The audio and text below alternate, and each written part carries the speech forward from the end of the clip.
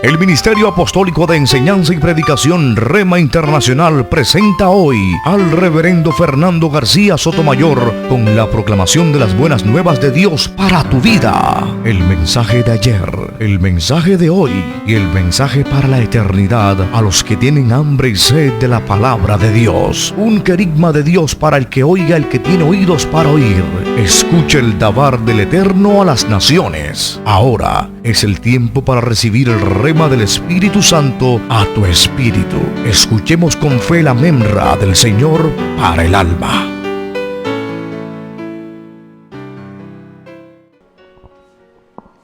Evangelio según San Mateo, capítulo 6, verso 10. el versículo número 10. Y Lucas 11, 2. Vamos a leer también ese pasaje que es paralelo. Lucas capítulo 11, verso 2. el verso número 2. Mateo capítulo 6, verso 10. Y paralelamente vamos a leer también Evangelio de Lucas, capítulo 11, verso 2. Escuchemos lo que dice la Santa Escritura. Mateo 6, 10. Venga tu reino, hágase tu voluntad como en el cielo, así también en la tierra. Lucas 11, 2.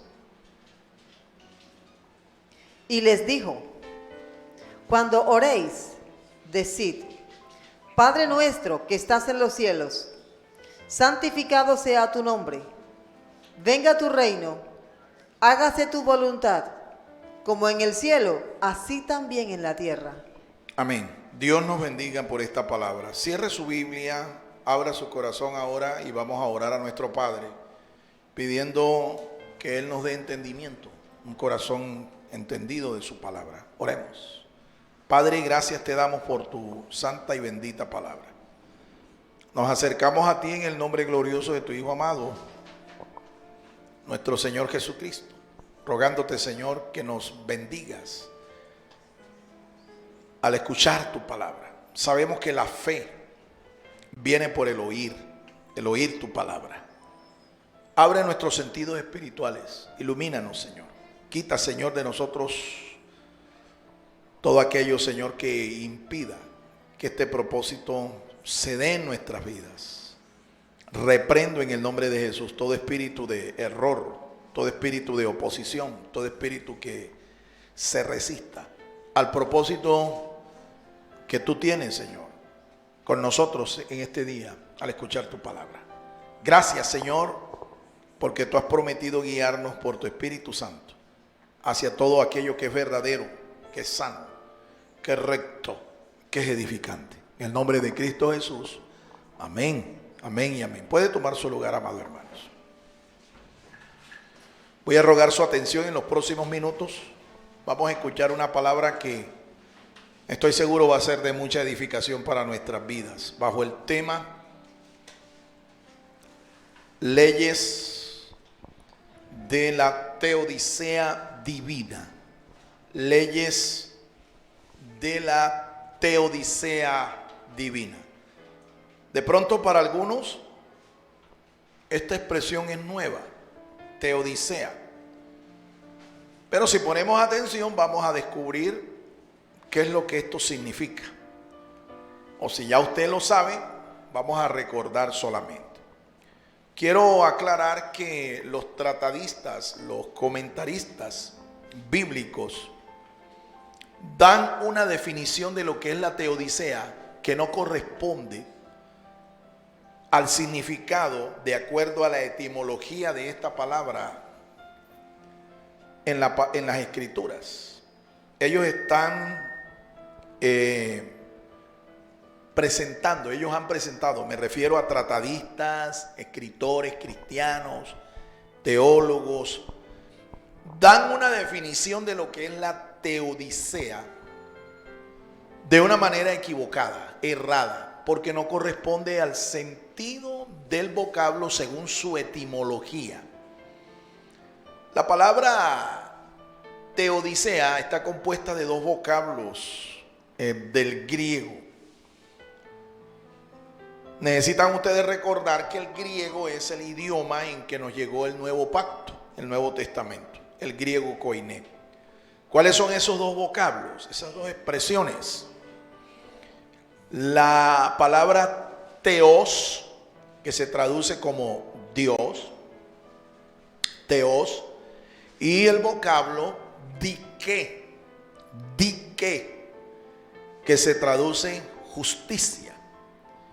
Entonces, la teodicea no es más que el estudio, el tratado acerca de la justicia divina, la justicia de Dios. ¿Cuántos saben que Dios es el juez por excelencia de todos los hombres? La Biblia nos muestra eso. Y Él como juez es el administrador de la justicia. Él creó el universo con principios de justicia moral. Él, nuestro Dios, creó el universo, todo lo que existe, bajo principios de justicia moral. Es Dios quien nos dice qué es lo recto y qué es lo que no es recto. No son los hombres. Es más, la Biblia considera que la justicia de los hombres es abominable, es como un trapo de inmundicia delante de Él. Así que el juez justo, el que verdaderamente sabe lo que es justicia y sabe cómo administrarla, sabe cómo aplicarla, es nuestro Dios. A su nombre sea toda la gloria. Vamos a introducirnos ahora en unos pensamientos que nos van a llevar progresivamente a los argumentos centrales de esta disertación. Ponga mucha atención, por favor, porque lo que usted va a aprender hoy va a edificar su vida espiritualmente. Cuando hablamos de teodicea, nos estamos refiriendo a la administración de la justicia divina en todo el orden de su creación. Dios, repito, cuando creó el universo, lo creó bajo principios de justicia. Dios diseñó el universo bajo principios morales de rectitud. No es el hombre el que le va a enseñar a Dios cómo actuar en justicia. Es lo contrario, es Dios el que enseña al hombre cómo actuar con rectitud. En la Biblia, nosotros encontramos desde el principio, cuando Dios nos dio su palabra, Él lo hizo originalmente en un idioma que es extraño para nosotros. No es nuestro idioma español. Dios nos dio a conocer su palabra desde el principio por medio del idioma hebreo, el hebreo antiguo, el hebreo más antiguo que se conoce. De modo que las palabras que nosotros leemos en el Antiguo Testamento, en su mayoría, fueron dadas en el idioma hebreo. Este idioma es un idioma interesante. Es un idioma que primero, antes de ser escrito por medio de caracteres caligráficos, primero fueron imágenes, fueron dibujos, fueron pictogramas. Y hay una letra que es el símbolo de la justicia. Dentro de el alefato con el que se construyen las palabras que Dios habló y que los sagrados escritores inspirados del Espíritu Santo escribieron en los libros que hoy tenemos en la Biblia, hay una palabra, hay una letra que simboliza la justicia. Es la letra Sadi, la letra Sadi o Sade. Esa letra, cuando usted lee el Salmo 119, va a encontrar que ella tiene un orden, ¿sí?, dentro de las 22 letras hebreas. Si no estoy equivocado, la memoria no me falla, es la letra número 18 en el orden. La letra Sadi o Sadi. De esa letra, o con esa letra, se construye un vocablo que significa justo. Con esa letra, Sadi o Sade, ¿sí? Es la expresión sadik, sadik del hebreo, sadik, y traduce justo, sadik. De ahí también se escribe otra palabra que se traduce como justicia, justicia, y es la palabra sedek, sedek. Cuando Dios dio su palabra a Moisés allá en el monte Sinaí, originalmente no es como muchos creen que Dios entregó 10 mandamientos. No, Dios entregó 613 mandamientos, estatutos, preceptos y ordenanzas. 613. Esos 613, los estudiosos los han clasificado en 3 grandes grupos. Uno son los mandamientos morales, los de más valor moral. Son los mandamientos superiores. Esos son los 10 mandamientos. Hay otro grupo que son el grupo de mandamientos, estatutos y ordenanzas que regulaban el ministerio sacerdotal, las ofrendas, los sacrificios, el sacerdocio en el templo, etc. Y hay otro grupo de mandamientos que los judíos los consideran mandamientos de justicia social. Es decir, mandamientos que regulaban la conducta, la ética, la moral con el prójimo. Los judíos llaman a ese grupo de mandamientos, le llaman los mishpatim. Los mishpatim, mandamientos que tienen el propósito de regular la conducta social, la moral, la ética con el prójimo. ¿Cuántos dan gloria al Señor, hermanos? Resulta que Dios estableció tribunales desde el principio para administrar, para supervisar, para vigilar la aplicación de esos mandamientos. Ellos fueron los jueces. Y en cada ciudad establecida entre el pueblo judío habían tribunales de justicia. Y había un tribunal nacional que era el tribunal superior en donde se aplicaba la justicia. Es el llamado Sanedrín.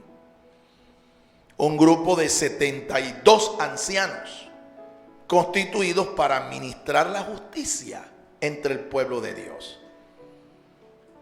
No sé de dónde salió la idea entre los creyentes, entre los cristianos en este tiempo, de que su conducta, sus hechos, su ética no debe ser juzgada, porque el único que tiene capacidades para juzgar es Dios. No sé de dónde salió. Yo sí creo saber de dónde salió, de la mente del diablo. El diablo es el que no le gusta que se le esté vigilando su conducta, su procedimiento, porque el diablo es injusto, el diablo está torcido. Yo creo entonces, por eso es que muchos no les gusta que se les esté juzgando su ética, su conducta, su testimonio, su proceder, porque es que temen de que se les aplique la justicia. Temen de que todo el mundo se dé cuenta que están torcidos. Mire, la letra a la que yo me estoy refiriendo, esa letra se representaba con un pictograma, un dibujo. Y era más o menos, para que usted me entienda, eran como varios caminos ¿sí?, que se le presentan a una persona, varios caminos. Pero la persona que es justa, el justo, el sadik, esa persona camina por el camino recto que lo conduce a un árbol allá en el fondo. Un árbol. Jesús ilustró esta enseñanza con una parábola. Él habló de dos caminos. Sí, un camino que era estrecho y que era difícil caminar por ese camino, y hay uno que es ancho y que muchos son los que caminan por ese camino. Pues bien, el camino de la justicia es el camino estrecho, es la senda estrecha. El camino de la injusticia, la impiedad, el pecado, es el camino ancho por donde muchos transitan. Ahora le comparto, le explico. El camino de la salvación es el camino estrecho, el camino por el que usted y yo debemos transitar para finalmente llegar al árbol de la vida, para llegar al cielo. Para ser salvos es el camino de la rectitud, el camino de la justicia, el camino estrecho. ¿Cuántos dan gloria a Dios? Entonces, ojo, ciertamente el único que determina y que juzga quién se va a salvar y quién se va a perder es Dios, nuestro juez. Él es nuestro juez universal. Pero mientras que estamos aquí, Dios estableció la justicia, mandamientos ahí en su palabra, para que nosotros lo apliquemos. Toda iglesia, por eso, todo aquello que se identifique como parte del reino de los cielos, debe administrar justicia, debe juzgar la conducta.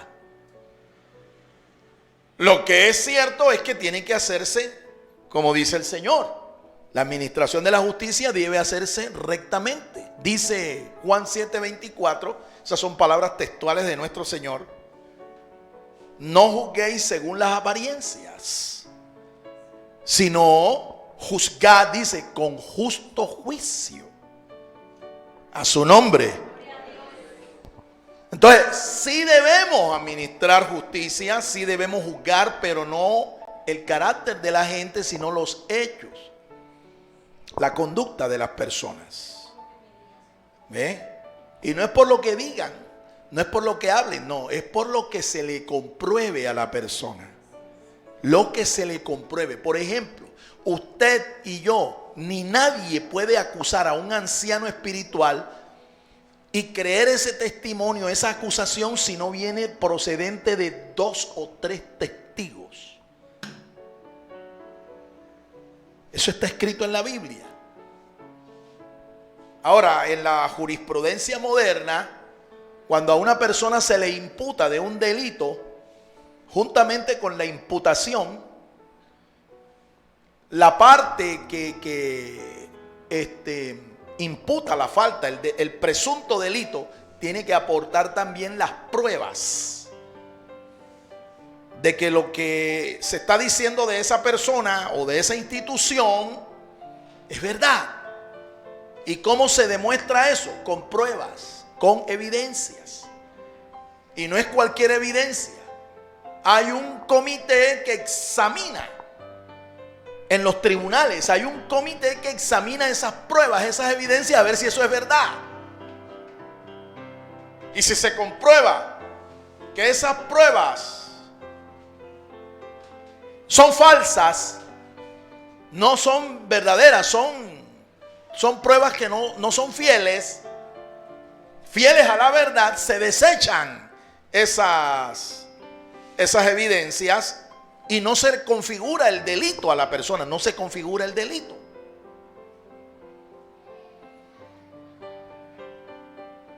no se configura a esa persona. Por eso es que usted oye por ahí que cuando a una persona la atrapan, ¿ve?, y le imputan una falta, nunca le llaman delincuente o ladrón, ¿ve?, le llaman presunto delincuente, presunto homicida o ladrón. Presunto, hasta que se demuestre lo contrario, porque es que en justicia, en derecho, se presume la inocencia de la persona. ¿Cuántos dan gloria al Señor, hermanos? Ahora, Dios a nosotros nos justificó. ¿Usted sabía eso? Cuando Cristo Jesús moría en la cruz del Calvario, Dios hizo algo. Nuestra fe movió a Dios a hacer una transferencia.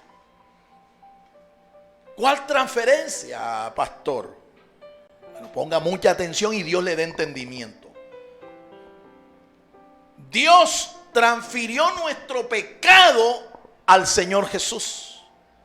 Él cargó con todo nuestro pecado ahí en la cruz del Calvario. Y a cambio de nosotros, o mejor, de Dios cargar nuestro pecado en su inocente Hijo, Él nos transfirió la santidad, la rectitud, la pureza, la justicia de su Hijo a nosotros. Y el trono de la justicia de Dios declaró justificado, perdonado, inocente. Alabado sea el nombre del Señor. Hemos sido justificados por nuestra fe en el Señor. San Pablo dice eso en la carta a los Romanos capítulo 5 verso 1. Justificados pues por la fe tenemos paz para con Dios por medio de nuestro Señor Jesucristo. A su nombre, gloria. A su nombre, gloria. Porque el único justo era Él. Los demás todos éramos injustos. El único justo es Él.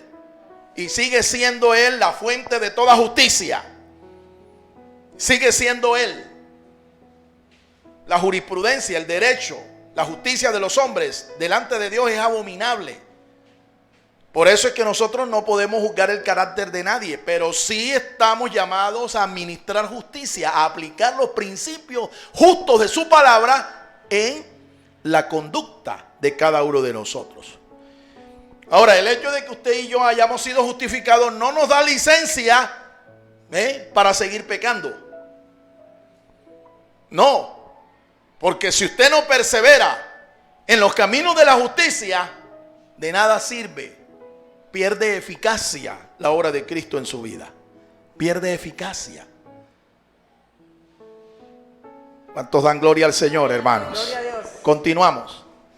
En esta oración modelo enseñada por nuestro Señor Jesucristo a sus discípulos, se revela el deseo del Señor de que en la tierra, entre los hombres, se haga su perfecta voluntad. Amén. En esos versos que hemos leído, hay una frase allí que usted debe señalar en su nota, en su Biblia. Debe colocar, así como en el cielo. ¿Sí? El querer del Señor es que su perfecta voluntad, esa voluntad que se hace allá en el cielo, se haga aquí en la tierra. Ese es el querer del Señor. Eso es lo que Dios quería. Que así como en el cielo se hacía su perfecta voluntad, se hiciera entre los hombres. Sin embargo, para que eso se dé, es necesario aplicar los principios de justicia. Ahora bien, nos preguntamos, ¿por qué los discípulos, según el contexto de ese pasaje, los discípulos veían orar a Jesús? Y ellos observaban la eficacia de esas oraciones. Jesús no era un hombre de hacer largas oraciones, pero lo que él oraba y pedía, vea, eso era efectivo. Ahí estaba la respuesta de Dios. Porque Jesús oraba antes de hacer algo, antes de hacer un milagro, él oraba al Padre. Los discípulos viendo esto, entonces le dicen al Señor, enséñanos a orar. ¿Acaso los discípulos no sabían orar? Ellos sí sabían orar. Ellos inclusive, te recuerdo, eran judíos. Y ellos asistían a sus sinagogas. En las sinagogas les enseñaban a orar. Muchos de los discípulos del Señor primero incluso fueron discípulos de Juan el Bautista. Así que Juan el Bautista, profeta de Dios, tuvo que también haberles enseñado. ¿Por qué entonces ellos le dicen al Señor, enséñanos a orar? No era porque no sabían, sino porque ellos querían tener la misma eficacia en sus oraciones, eficacia que tenían las oraciones de Jesús. Pero ellos sabían orar. Es más, te explico. En cada sinagoga judía se lleva una estructura, un orden para orar.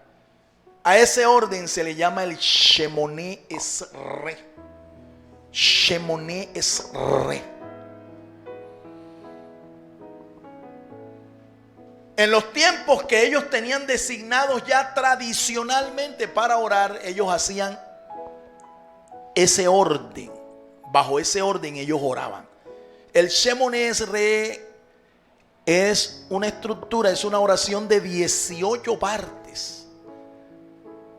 Imagínense usted que nosotros oramos aquí 5 minutos, intercedemos al Señor por una o 2 o 3 peticiones y a algunos les parece que eso está demasiado largo. Pastor, esto... Y yo he notado, he percibido que mientras se están haciendo estos tiempos de clamor, de intercesión, hay gente bostezando, hay unos mirando para un lado, para el otro lado, no están enfocados en lo que se está intercediendo, porque lo consideran, eso es demasiado largo. Esta gente en las sinagogas hacían largas oraciones. En la mañana, en la tarde y en la noche, según la tradición nos enseña y la misma Biblia lo confirma. Aún la iglesia primitiva tomaba 3 tiempos para orar. Los primeros cristianos oraban igual que los judíos, 3 veces al día, mañana, tarde y noche. Y ellos lo hacían bajo este orden, bajo esta estructura lo hacían. Con el Shemoneh Esrei. Jesús enseñó que cuando nosotros oráramos al Padre, no lo hiciéramos con largas oraciones ni vanas repeticiones. Escúchame. ¿Qué es lo que hace Jesús cuando sus discípulos le dice, enséñanos a orar? Entonces viene, él coge el Shemoneh Esrei y lo reduce a esa oración que usted ve allí. La famosa oración modelo, porque es una oración modelo del Padre Nuestro. Jesús reestructuró el Shemoneh Esrei. Lo reestructuró. Miren lo sabio que es nuestro Maestro, nuestro Señor. Sabía, no solamente Jesús sabía orar, sino que sus oraciones eran eficaces. Y dice la Biblia que la oración eficaz del justo tiene poder. ¿Por qué muchas de nuestras oraciones no desatan el poder de Dios? ¿Sabes por qué? Porque no son oraciones, son rezos, son vanas repeticiones. Nuestra oración tiene que ser eficaz para que pueda desatarse el poder de Dios. Amén, hermanos. Entonces hay que aprender a orar, así como los discípulos aprendieron, porque Jesús les dijo, cuando ustedes oren, oren así. Y Él cogió y les mostró una estructura, un modelo, una oración modelo. No es para que se rezara, sino para que se siguiera el orden, la estructura de ese modelo de oración, para que nuestras oraciones fueran eficaces. Otra cosa que el Señor Jesús enseñó es que no era importante la posición que tú adoptaras para orar. No es tan importante la posición. Los judíos oraban esa oración en sus sinagogas y lo hacían de pie. La pastora Teresa ahora habló de un pasaje en la que un fariseo y un publicano estaban orando, y usted puede leer allí en el pasaje de Lucas que ella leyó que el fariseo oraba en pie. Mientras que el fariseo, el publicano estaba por allá, prácticamente doblado, postrado. Jesús enseñó que no era importante la posición del cuerpo, sino la actitud del corazón. La actitud del corazón. Por eso yo puedo orar acostado, yo puedo orar sentado, yo puedo orar de pie, arrodillado, postrado. Pero lo más importante, lo que Dios ve, es la actitud de mi corazón al orar. A su nombre. A su nombre. Dale un aplauso al Señor, hermano, en esta mañana. Aleluya. Alabado sea el Señor. Amidad. Le llamaban los judíos a esa forma de orar. La amidad. ¿Por qué? Porque amidad significa estar de pie. Y el fariseo, ese fariseo hipócrita, ese fariseo que quería mostrarse como más piadoso que todo el mundo, dice la palabra del Señor que no salió del templo justificado. El que salió del templo justificado fue el publicano. Gloria sea el nombre del Señor. ¿Te das cuenta entonces que lo más importante es la actitud del corazón y no la postura o el rezo o las palabras que tú... No, Dios está mirando es tu corazón. Porque es cierto, es evidente. Muchas personas a veces nosotros las oímos orar con palabras rimbombantes. ¡Qué palabras tan terribles! Palabras de 7 sílabas, esdrújulas y sobresdrújulas. ¿Me entiendes? Pero una cosa es lo que está diciendo la boca y otra es la que está diciendo el corazón. Dile al hermano que está al lado, Dios te está hablando en esta mañana. Una cosa es la que está diciendo el corazón y otra es la que está diciendo la boca. Alabado sea el nombre del Señor. Continuamos. Para que se haga la perfecta voluntad de Dios aquí en la tierra, como en el cielo, se necesita establecer los principios de la justicia de Dios entre los hombres. En la palabra de Dios encontramos 4 leyes que deben operar para que la justicia de Dios se aplique aquí en la tierra. Es lo dicho, te lo ratifico. Para que el querer del Señor, que era que la voluntad perfecta de Dios, que se hacía en el cielo, se hiciera aquí en la tierra, había que aplicar o hay que aplicar principios de justicia. Ahora, en la Biblia, la palabra de Dios nos muestra que hay 4 leyes, 4 principios que deben operar para que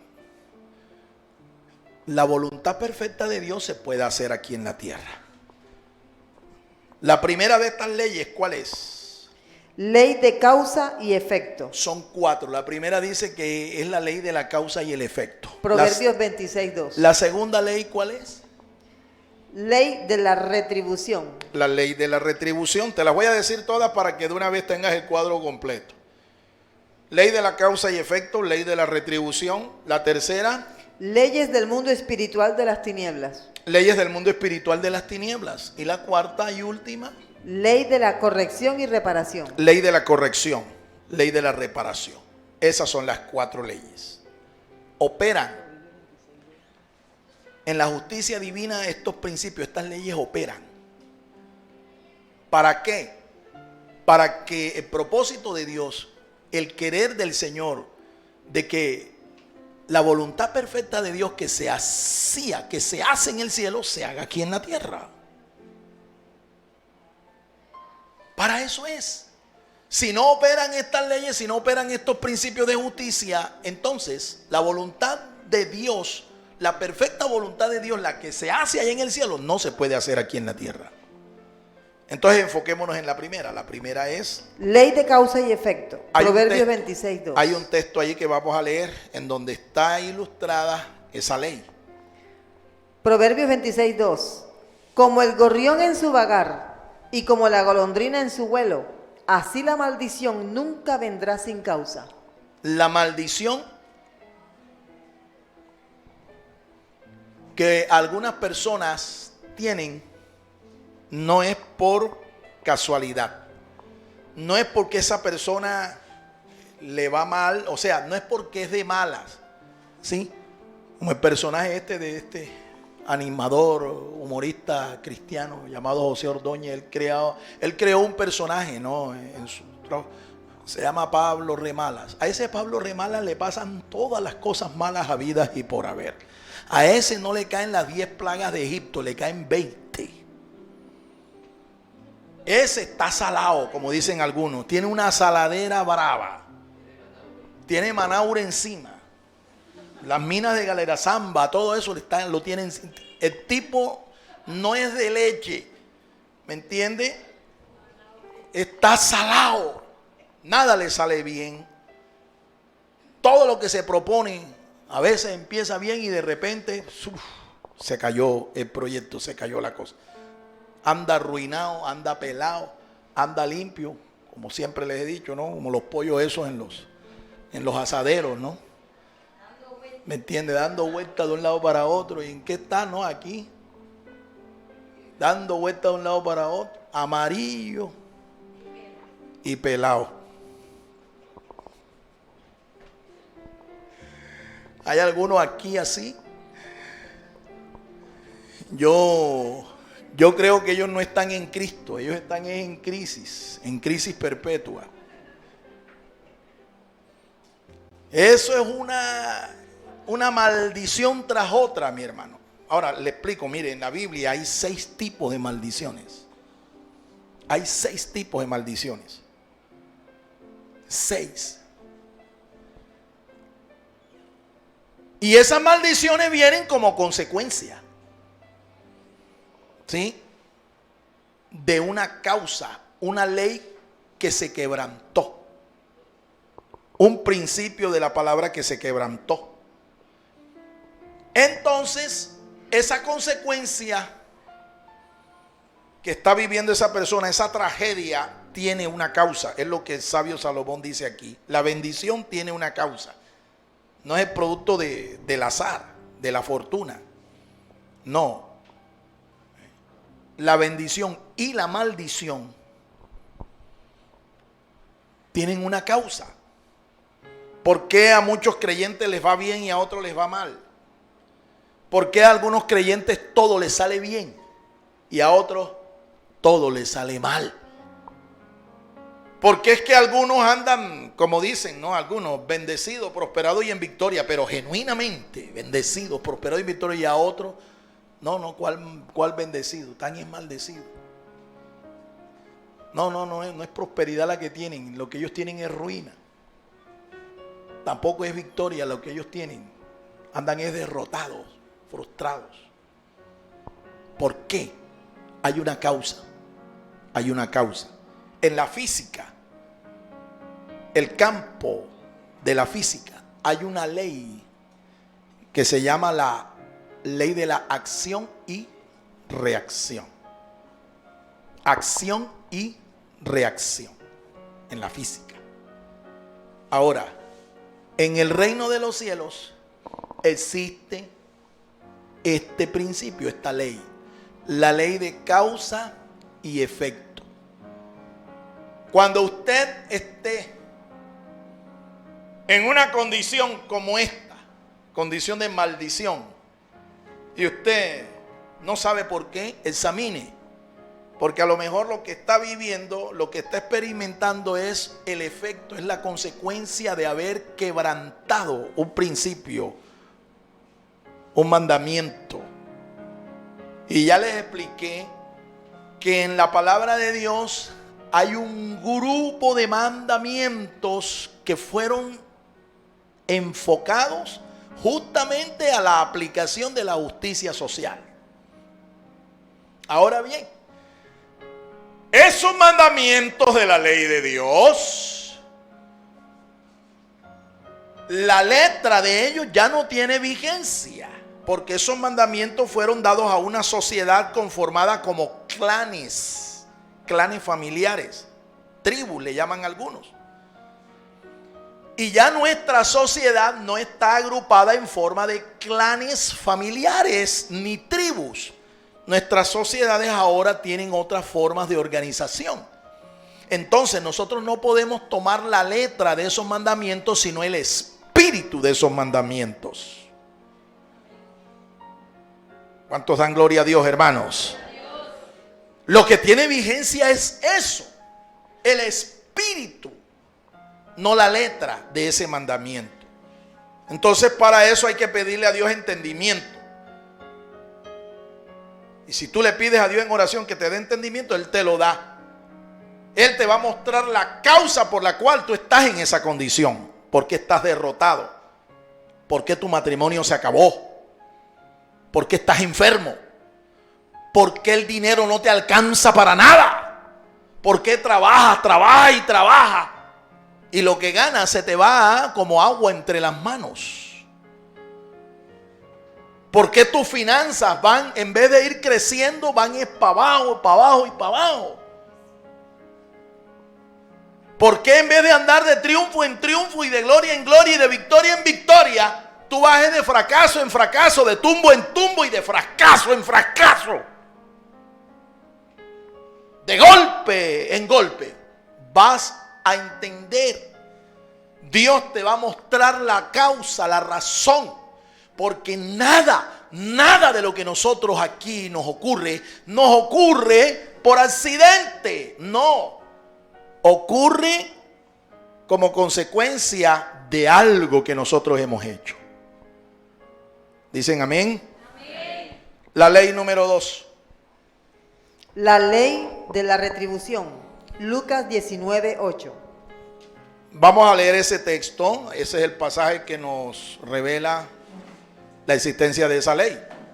Entonces Zaqueo, puesto en pie, dijo al Señor: He aquí, Señor, la mitad de mis bienes doy a los pobres, y si en algo he defraudado a alguno, se lo devuelvo cuadruplicado. Amén.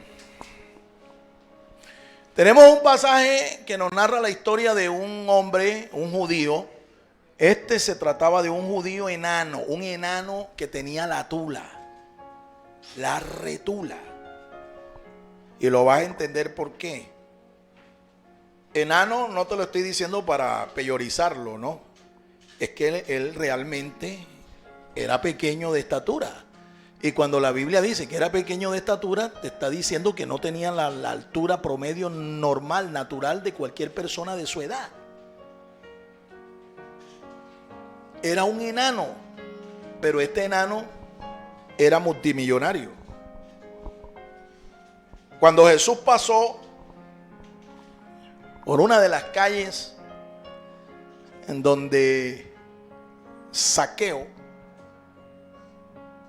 supo que iba a pasar el Señor Jesús por allí, vino y se montó en un árbol para que el Señor lo pudiera ver. Y desde el árbol Jesús lo ve y le dice: baja pronto, date prisa, ve a tu casa, porque hoy mismo yo voy a estar en tu casa. Zaqueo bajó de prisa, fue a su casa, preparó un tremendo banquete, invitó al Señor y a sus discípulos y se añadieron ahí, tú sabes, como siempre, una cantidad de colados. Cuando tú haces fiesta, aparecen los familiares, los parientes y hasta los que no son amigos, ahí se te meten en la fiesta. Así le pasó a Zaqueo. Y como él tenía dinero, él tenía plata, pues no hubo problema con eso. Él recibió al Señor. Estando allí, rodeado de toda esta gente, habían también ahí compañeros de oficio, allá había de toda clase de personas. Era una clase, o sea, era gente de clase alta, algunos, otros eran políticos, definitivamente así es. Habían ladrones de cuello blanco ahí metidos en la piña. Zaqueo en realidad era un ladrón de cuello blanco. Estoy seguro que era un antiguo empleado de la DIAN. De la aduana. Antes se llamaba aduana, ¿no? Se llama DIAN. Él era un ladrón de cuello blanco. Él era odiado, él era despreciado por sus paisanos porque él era considerado un vendepatria, un traidor. Él era cobrador de impuestos al servicio del Imperio Romano. Y el imperio le colocaba una tasa de cobro de intereses sobre la gente, pero Zaqueo cobraba una sobretasa. Y esa sobretasa lo llevó a ser un hombre rico, opulento, muy rico, pero riquezas a base del dolor, la explotación, la usura, en fin. Era peor que un pagadiario, un prestadiario, Zaqueo. Por eso lo odiaba. Pero estando el Señor Jesús allí en la casa de Zaqueo, nota que Zaqueo se pone de pie y dice las palabras que acabaron ustedes de leer. Zaqueo se puso en pie y dijo: Señor, mira, ¿sabes qué? Yo reconozco que yo le he robado a este pueblo. Aunque él no lo dijo con esas palabras, lo dijo con cierto sarcasmo, ¿no? Él dijo: si en algo yo, este pequeño pecho, he defraudado, o sea, si en algo yo les he robado a ustedes, oye, ¿cómo que no? Eso es sarcasmo. Eso es como si alguno de nosotros orara: Padre, si yo soy un pecador, ¿me entiendes? Esas oraciones a veces yo las he escuchado. Tienes que cambiar esa forma de orar si tú crees que estoy hablando de ti, ¿no? Tienes que cambiarla, porque pecadores somos todos. Y si no cojeamos de una, cojeamos de la otra. Pero aquí nadie es perfecto. Entonces, él lo dijo como con cierto sarcasmo: si en algo yo he defraudado. Claro, él era un ratero, un defraudador. Pero hizo allí dos cosas. Él se mostró como un filántropo, un altruista, al ofrecer darle la mitad de sus bienes, la mitad de su fortuna a los pobres. La mitad, ¿sí? Por eso digo, él hizo aquí obra de altruista, de filántropo. ¿Qué es un altruista? ¿Qué es un filántropo? Bueno, para que tú me entiendas. Altruista es una persona que ama a la humanidad. ¿Ves? Es una persona solidaria con el prójimo y generalmente puede hacer obras de caridad, puede hacer obras de sedacá, como le llaman los judíos, porque es que tiene mucho. ¿Entiendes? Entonces el mundo los llama altruistas o los llama filántropos. Pero si no entiendes, bueno, te voy a dar un ejemplo de lo que es un filántropo. Llega un gringo americano, se veía que tenía mucho billete, y llegó a la embajada, a la oficina allá en Cartagena. Allá en Cartagena llega para solicitar su visa, su pasaporte. Lo atiende un cartagenero de estos bien estrafalario, bien vulgar. No quiero decir inculto porque, bueno, si está ahí de funcionario es porque tiene algo, ¿no?, de educación. Pero viene y le dice al tipo, al millonario, al filántropo, al gringo: a ver, gringo, venga, vamos a llenar aquí esta planilla. Dígame, ¿cómo se llama usted? Yo me llamo John. Bueno, John. Listo. ¿Cuántos años tiene usted? Yo tengo 50 años. Listo. Yo tengo 50 años. Gringo, ¿y cuál es tu oficio? Y él le dice al cartagenero, al funcionario que está ahí, ¿no?, de inmigración, le dice: yo ser filántropo.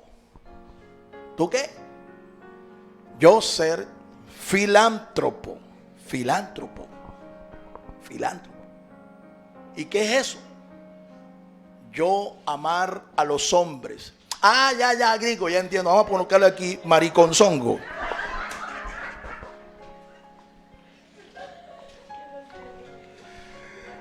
Un filántropo es una persona que ama al género humano. Y por eso lo ayuda, por eso es solidario. Usted ya lo sabe, ¿no? Ya sabe. Zaqueo hizo obra de filántropo, de altruista. Pero no solo se quedó allí. Recuerden que él era un judío. Yo no sé si está entendiendo el chiste ahora, ¿verdad?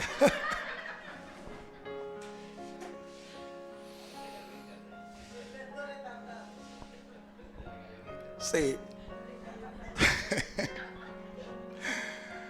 Bueno, amamos a los filántropos, gloria a Dios, no nos malinterprete. Amamos a los altruistas, amamos también a los que son de esos que usan el relojito de doble tapa, ¿no? ¿Sabes cuál es, no? Cuando le preguntas: ¿qué horas tienes tú allí, ve? las 10:10. Los que están bajitos de sal, eso. Bueno, los amamos en el nombre del Señor, pero arrepiéntase de su pecado porque Cristo le ama. Y aquí los aceptamos, aquí los recibimos. Este hombre conocía la palabra de Dios, conocía la ley de Moisés, conocía los mandamientos, los mishpatim, los conocía. Él sabía lo que era saber hacer justicia social. Y viene y echa mano de un pasaje de la Escritura. Y le dice al Señor allí en público, le dice: y si en algo yo he defraudado a alguien, le devuelvo cuadruplicado. Imagínense ustedes, si este hombre no era rico, no era multimillonario, estoy seguro que repartiendo la mitad de su fortuna entre los pobres y repartiendo 4 veces a todos los que les había robado, este hombre no quedaba en la ruina. Todavía lo que le quedaba le servía para vivir el resto de sus días. Así que realmente era multimillonario. Cuando Jesús vio que este hombre hizo eso, Jesús declaró: hoy ha llegado la salvación a esta casa, porque él también es hijo de Abraham. En otras palabras, lo que Jesús dijo fue: es salvo. Y es salvo por 2 cosas. Salvo porque él también está bajo los beneficios del pacto abrahámico, el pacto que yo hice con Abraham. ¿Cuáles eran las promesas? ¿Cuáles eran las bendiciones del pacto? O una de las promesas de las bendiciones: Dios lo iba a bendecir. Bendeciré a los que te bendijeren y maldeciré a los que te maldijeren. Y esa promesa se la hizo no solo a Abraham, sino a toda la descendencia de Abraham. Y este hombre era hijo de Abraham porque también estaba circuncidado, lo mismo que todos aquellos que eran judíos y que se circuncidaban para colocarse bajo la cobertura del pacto de Abraham. Y lo segundo que hizo es que este hombre hizo restitución. ¿Cómo es que se llama la segunda ley? La ley de la retribución. Él retribuyó conforme a lo que decía la ley, la palabra de Dios. Aquí hay algo que aprender. Cuando usted peca, cuando usted ofende, cuando usted daña, usted tiene no solo que pedir perdón. Sí, usted tiene que hacer también retribución. Usted tiene que hacer reparación hasta donde más pueda. Pastor, pero es que ya yo, la persona que ofendí, ya ni vive. Eso fue hace como 30 años, pastor, y ya esa persona murió hace 10 años. Los judíos enseñan que para que usted pueda hacer esa reparación, esa retribución, levante una ofrenda y tráigala al altar de Dios. Tráigala al altar de Dios. Y Dios hará esa retribución, esa reparación. En Colombia, ustedes saben que el Estado colombiano estableció un tribunal de justicia especial, ¿verdad? Para con aquellas personas que fueron víctimas de este movimiento guerrillero que ya se reinsertó a la vida política y social del país. Ustedes saben cómo se llama ese tribunal de justicia, ¿verdad? La JEP, Justicia Especial para la Paz.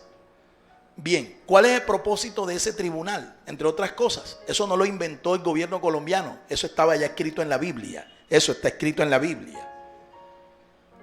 Eso no es de la autoría de la jurisprudencia colombiana, eso está escrito en la Biblia.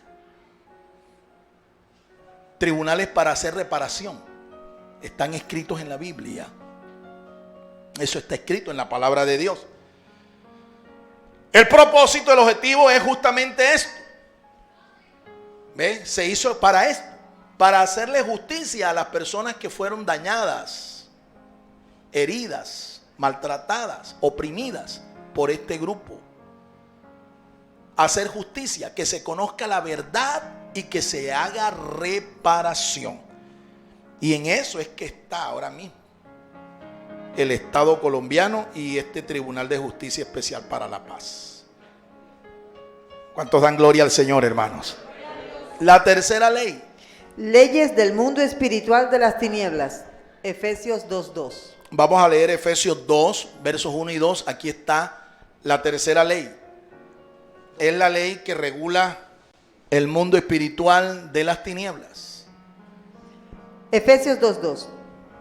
En los cuales anduvisteis en otro tiempo, siguiendo la corriente de este mundo, conforme al príncipe de la potestad del aire, el espíritu que ahora opera en los hijos de desobediencia. Amén. Pablo dice aquí, escribiéndole a la iglesia de Éfeso,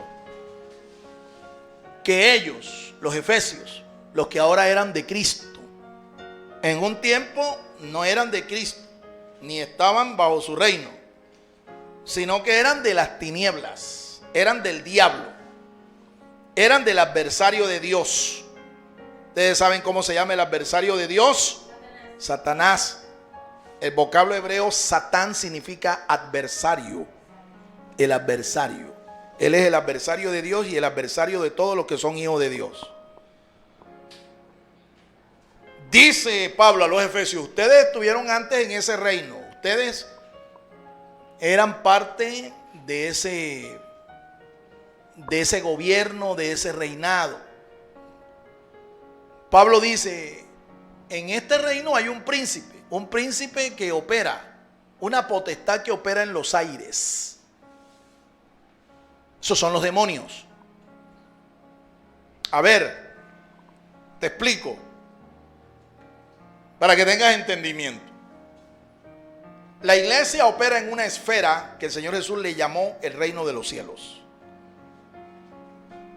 El reino de los cielos es el reino de Dios, solo que es una esfera espiritual, un campo espiritual. Ahora bien, cuando Dios creó todo el universo, escúchame, allá en Génesis capítulo 1, Dios creó todo el universo. Él creó tanto el mundo físico, un mundo físico que vemos, como también un mundo que no vemos, un mundo espiritual. ¿Me están siguiendo los hermanos? Bien, los físicos incluso confirman el hecho de que lo que nosotros podemos ver del universo solo, escúchame, solo, ni siquiera es el 10%. Solo lo que vemos del universo es menos del 10%. A eso le llamamos la materia.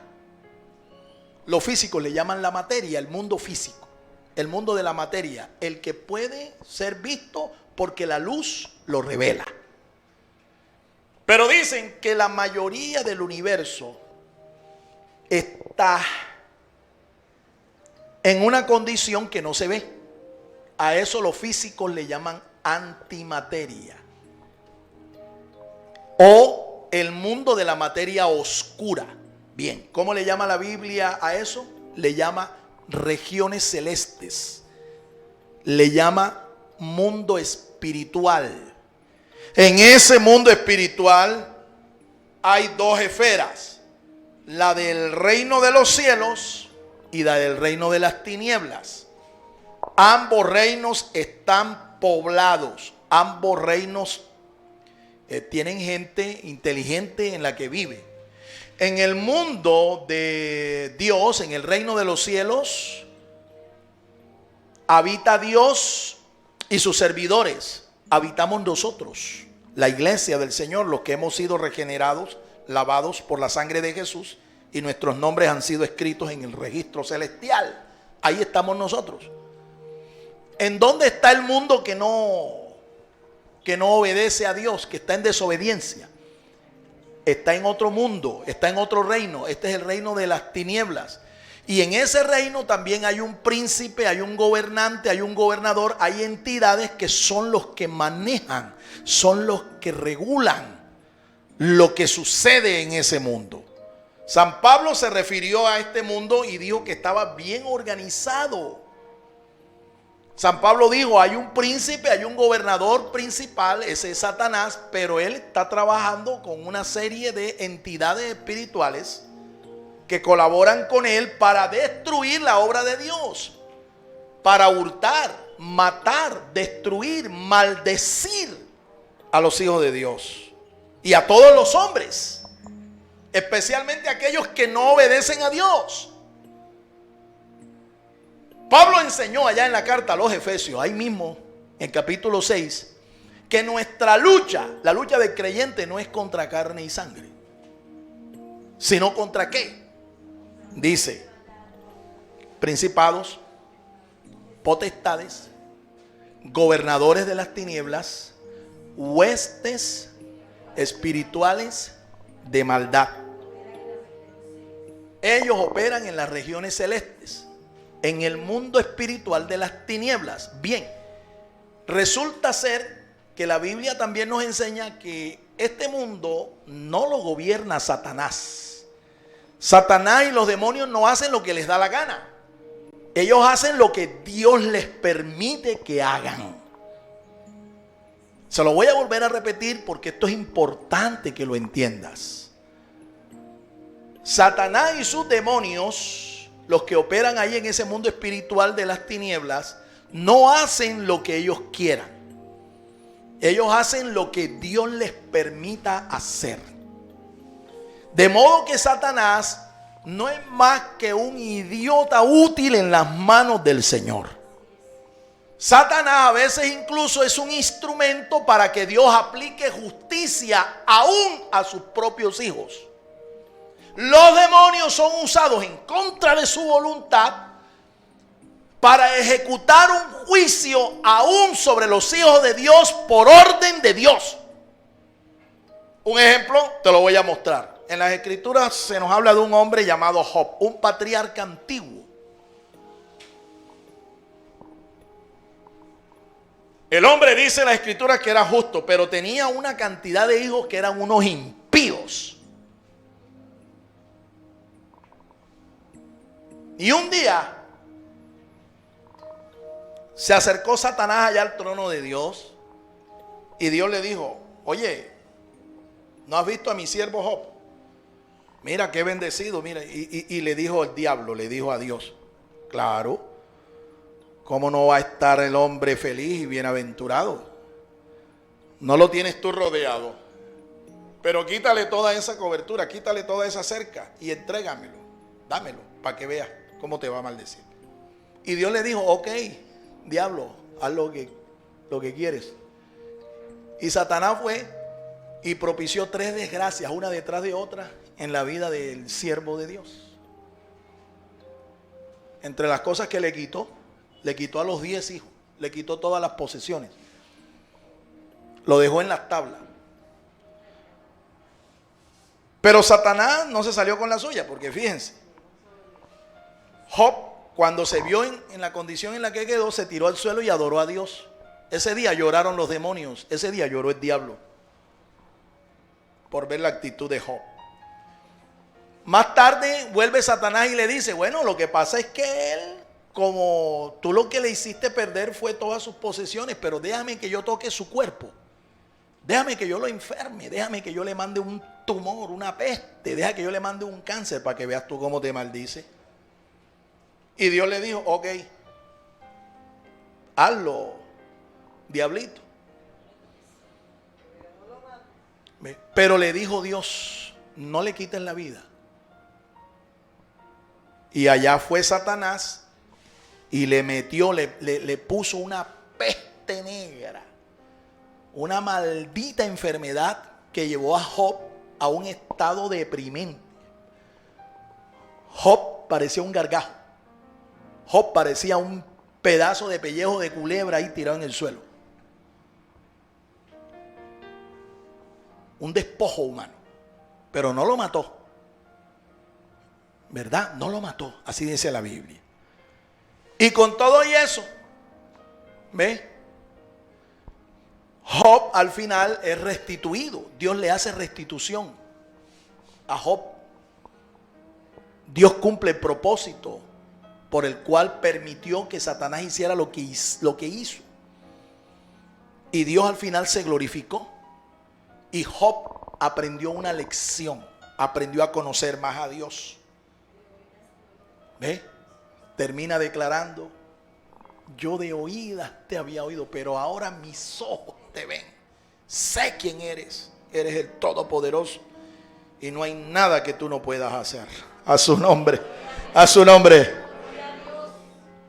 Te doy otro ejemplo. Pedro, el apóstol del Señor Jesús. Pedro.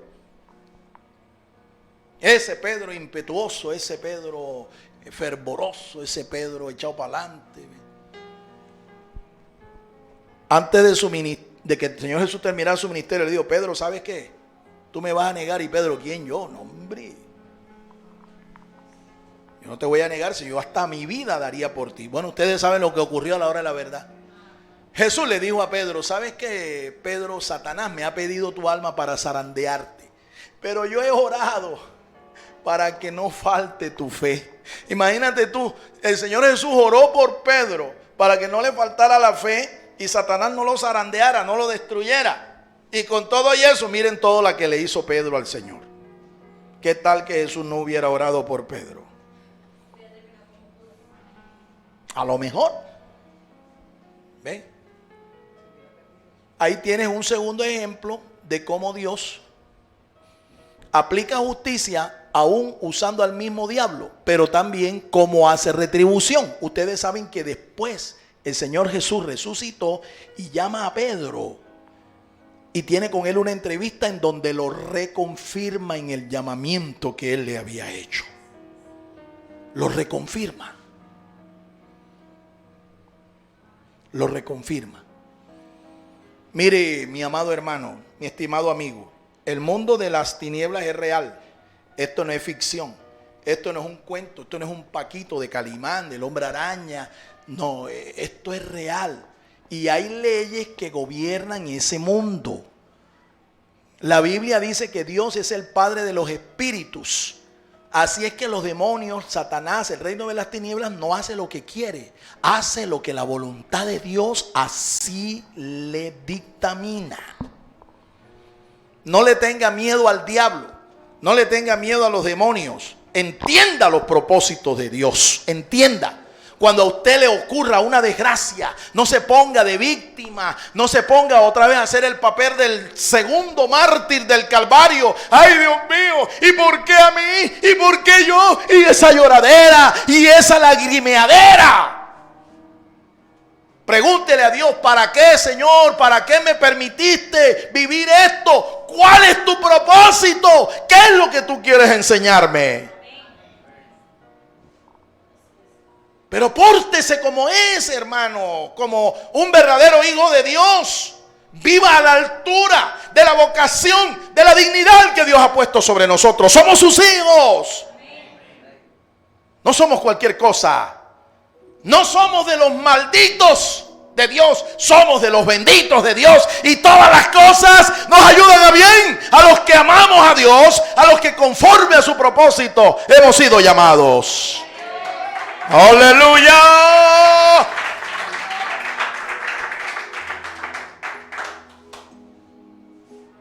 Nada de lo que a nosotros nos ocurra nos ocurre por casualidad, hermano.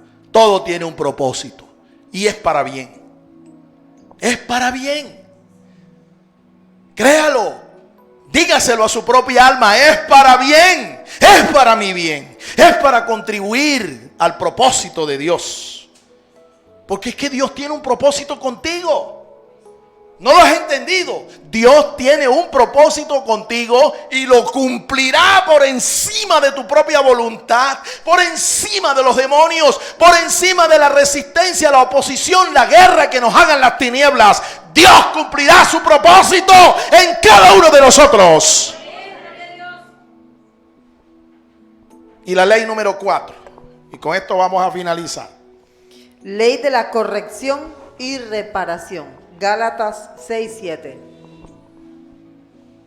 San Pablo dice allí: no os engañéis, Dios no puede ser burlado. Todo lo que el hombre siembra, eso también cosechará. ¿Cuál es el principio? ¿Cómo opera esa ley? Mira, lo que te está diciendo esta ley es que lo que tú siembras, lo que tú cosechas, será de la misma naturaleza de la semilla que sembraste. Si tú siembras coco, ¿qué vas a cosechar? Coco. Si tú siembras yuca, ¿qué vas a cosechar? Yuca. Siembras ñame, ¿qué vas a cosechar? Llame, si tú siembras dinero, efectivo, cash, ¿qué vas a cosechar? Dinero. Porque el principio, la ley dice eso. La cosecha será de la misma naturaleza de la semilla. ¿En qué se diferencia esto de la primera ley?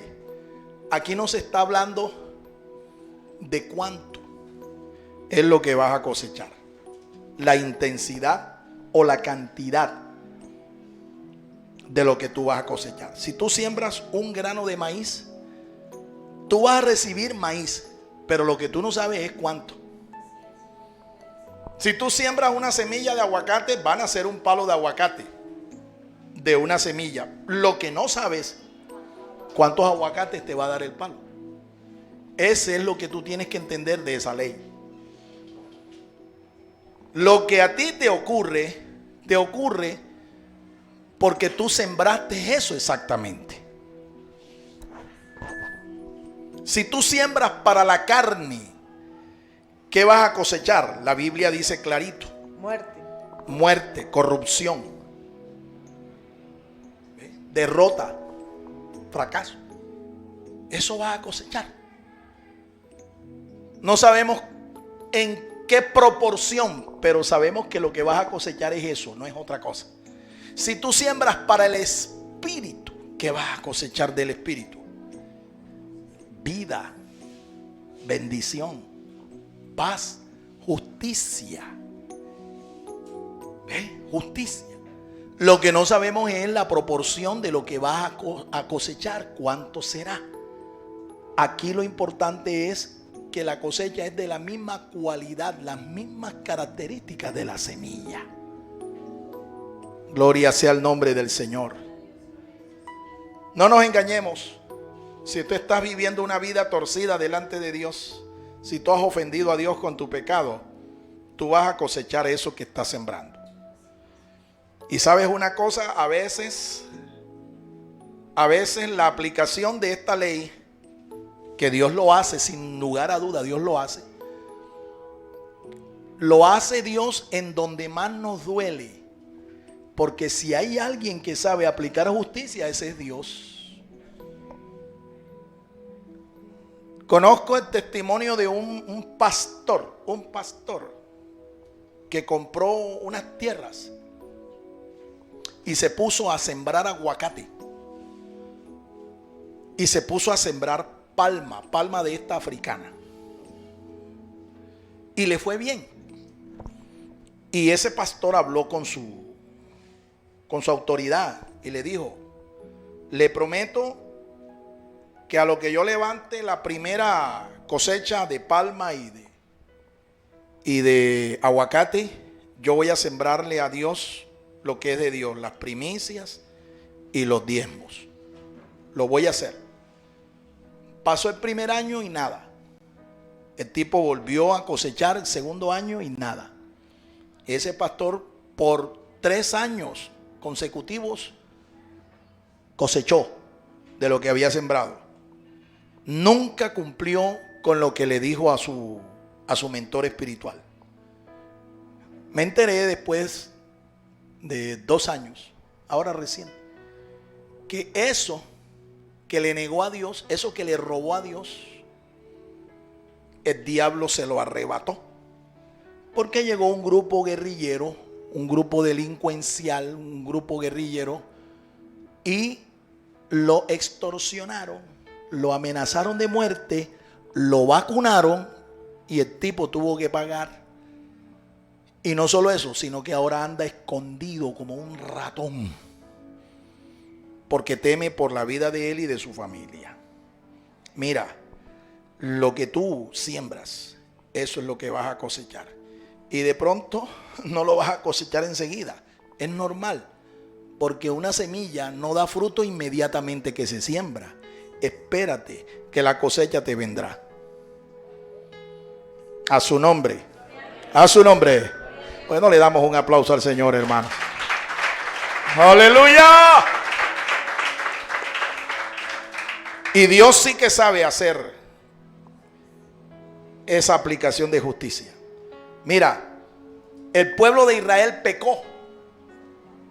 Y el pecado fue tan grave que eran dignos de muerte, eran reos de muerte. Pero Dios, que sabe aplicar justicia, los golpeó por donde más les dolía.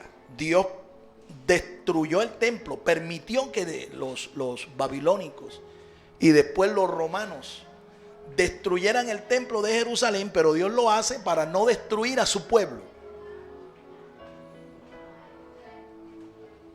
No solo Dios sabe dónde aplicar justicia, cómo hacerlo. Dios es sabio y sabe qué es lo que tú más amas, qué es lo que tú más adoras.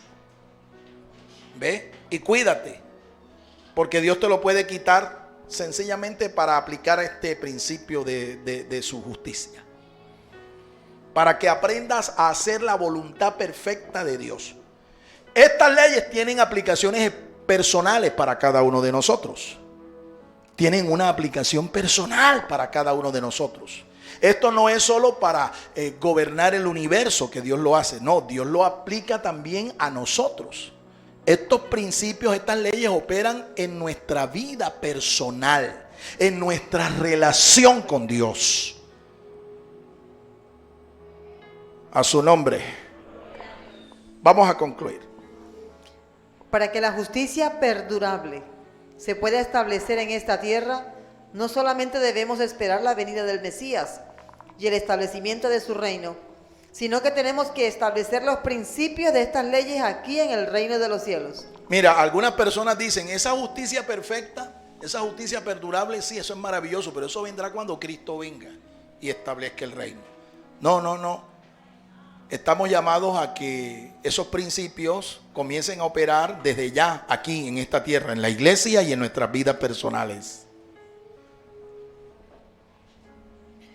Si queremos que estos principios funcionen fuera del reino de los cielos, entonces tenemos que predicar las buenas nuevas de salvación en el poder del Espíritu Santo y establecer la iglesia en medio de este mundo.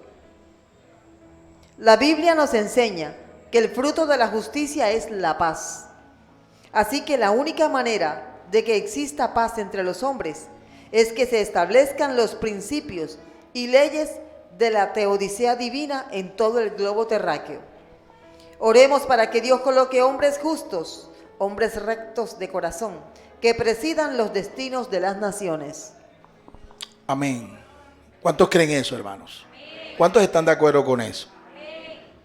Y como dije, esto tiene aplicación personal. Esto no es solo para traer la justicia a las naciones, al mundo, al reino de los cielos, sino sobre nuestras propias vidas. ¿Sabe usted quién es el príncipe de paz? ¿Sabe usted quién es el justo en la Biblia? ¿A quién se le llama el justo? El Sadik, al Señor Jesucristo. Él es el justo. Y si tú quieres que esa justicia, si tú quieres que esos principios de vida estén en tu vida, es necesario que invites a Jesús a entrar a tu corazón. Invítalo. Cuando Él venga y Él comience a gobernar tu corazón, tú vas a aprender a vivir realmente en rectitud moral. Vas a aprender a vivir en paz. Y vas a ser justificado por esa fe que has depositado en el Señor. Si esta es tu decisión personal, te quiero persuadir hoy para que invites a Jesús a entrar a tu corazón.